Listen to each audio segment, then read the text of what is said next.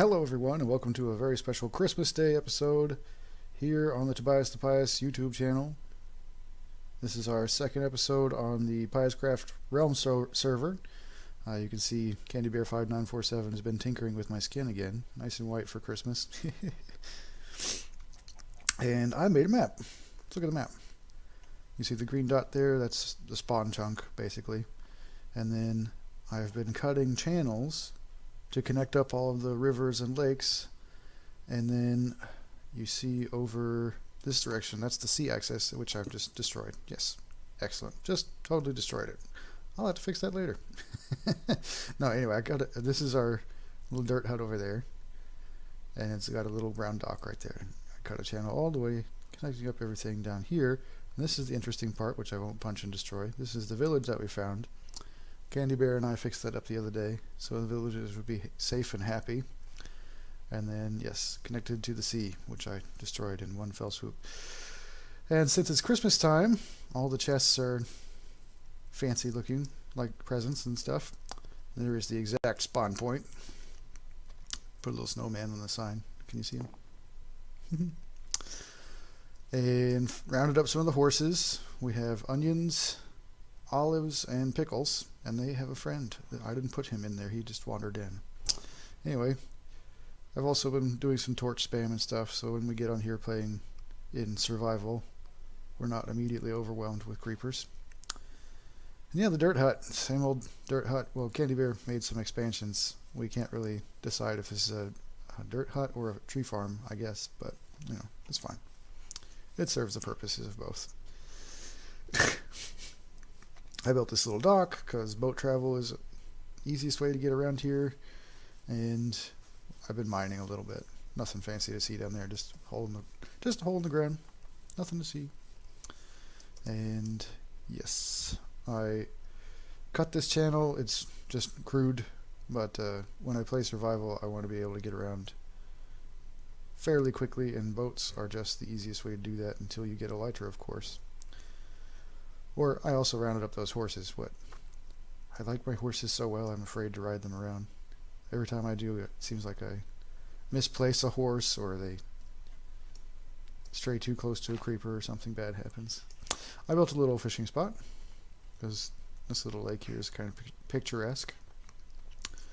No, nothing too fancy, just this little fishing spot. And like I say, Candy and I were fixing up this village a little bit. We gave him a garden squadron. And you know, we've made some additions to the interiors of the buildings. We pinkified the temple. It's beautiful. I tinkered with some of the roofs. Nothing too crazy. We had to completely fix the roads here. There were cave entrances and stuff breaking up the roads, and this blacksmith, which we fixed, so I think this blacksmith looks amazing now. But half of this structure was gone. Wow, did I just rubber band? Okay, I guess I did. Anyway, half of this structure was gone, and we had to kind of redesign the whole thing. I think we did a pretty good job. Yeah, this was like a mixture of grass and gravel, and then the chest was here, buried with cobblestone around it. So it was kind of a good job, Minecraft. 10 out of 10. But we fixed it. And yeah, little village right next door to spawn. Always good. Villager friends. And you've got this little dock, and then over there is the ocean, like I was saying. And that's deep ocean. That goes like thousands of blocks that way. But the Mesa here next door is what I want to start working on in creative. Fly back over here. If I can fly, but server having difficulty, server. Oh, a wild candy appeared. I think she hopped on and then went AFK, probably for real life reasons. What is she even looking at? What are you doing, girl?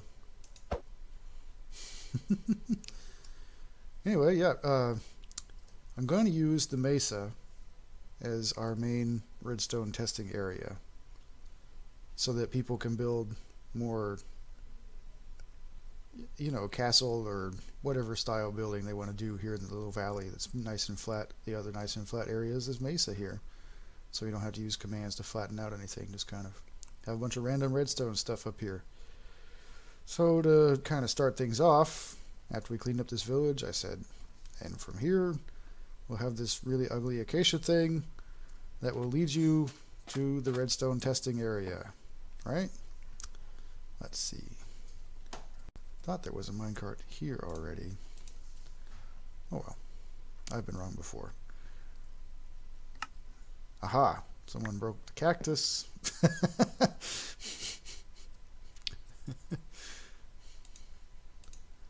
Maybe that's what Candy did. She got on here just to break my machines. There you go.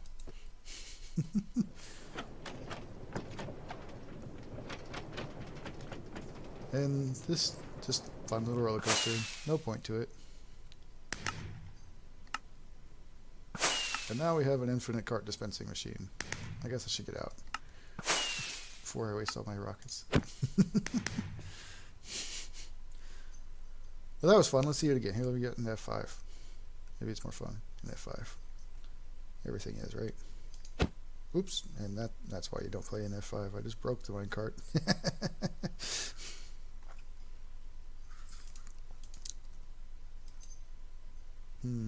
Bloop, bloop. Aha. Away we go.